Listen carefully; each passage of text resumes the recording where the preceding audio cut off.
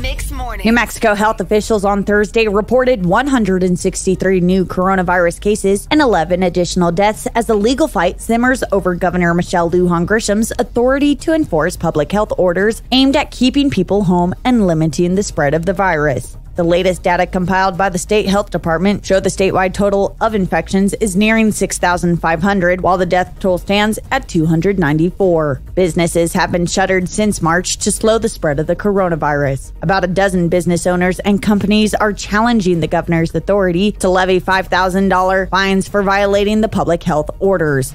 A lawsuit filed Wednesday argues that Lujan Grisham's administration improperly threatened businesses with the fines. The plaintiffs argued the State Public Health Act authorizes fines of $100 or less, not the $5,000 per day penalty cited by state officials. The lawsuit filed in the state's 9th Judicial District seeks a permanent injunction barring the state from threatening to impose the larger fines.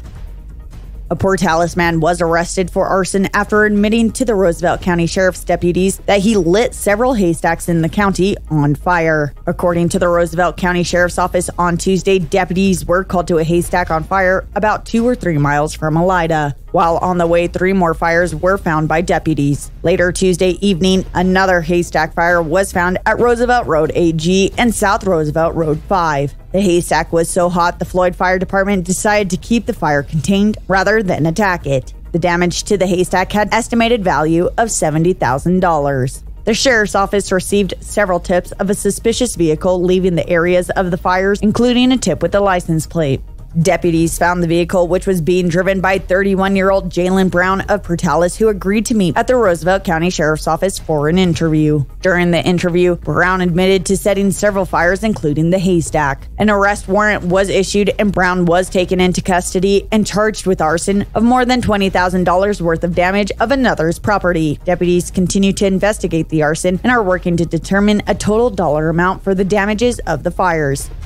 Due to the circumstances surrounding COVID-19, Clovis High School made the announcement that graduation will be conducted virtually this year while carefully observing public health orders. Per the press release, the final footage of graduation will be released after the June 19th deadline for seniors to meet graduation requirements. A special community airing of the graduation ceremony will take place at multiple locations across the city of Clovis. Between 8 a.m. and 4 p.m., Tuesday, May 26th through Friday, May 29th, seniors will be given appointments to go to Clovis High School in staggering numbers and will be individually filmed, receiving their diplomas. That footage will then be compiled into a virtual graduation production. In the coming days, notifications will be commuted via the student's school email and the parent's email address listed in Skyward of the dates and times.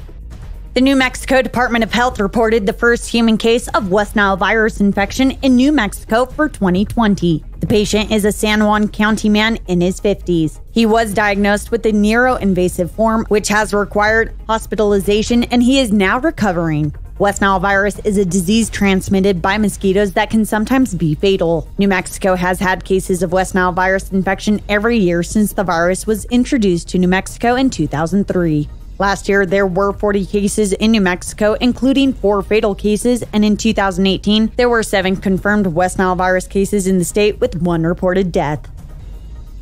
Contact tracing is central to New Mexico's effort to slow the spread of COVID-19 and move into the next phases of recovery. The state is now accepting applications for over 200 contact tracing positions. The hiring will be done virtually and the work will be done remotely. Qualifications include experience in a health-related field or work with communities on social service matters, social work, or case management. New Mexico has 5 regional contact tracing teams statewide with approximately 150 health department personnel already conducting contact tracing efforts. To apply for a contact tracing position, visit the state personnel office website and click on View Job Opportunities and apply at the top right. Additional positions are likely to become available over the summer.